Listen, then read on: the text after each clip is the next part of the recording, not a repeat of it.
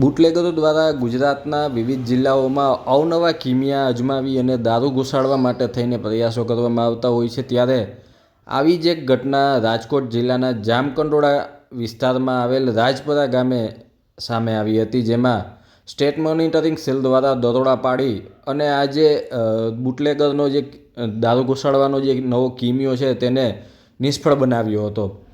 આ જે સમગ્ર ઘટના છે તેની જો વાત કરવામાં આવે તો જે જામકંડોળાના જે રાજપર ગામે સ્ટેટ મોનિટરિંગ સેલે દરોડા પાડી અને ટ્રકની અંદર પશુ આહારની જે બોરીઓ છે તેની નીચે છુપાયેલ વિદેશી દારૂનો જંગી જથ્થો છે તે ઝડપી પાડવામાં આવ્યો હતો.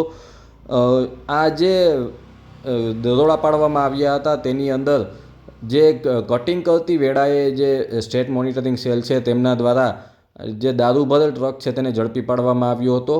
₹44 લાખ કરતાં વધારેની કિંમતની 7,000થી વધુ વિદેશી દારૂની જે બોટલો છે તેમને જપ્ત કરવામાં આવી હતી.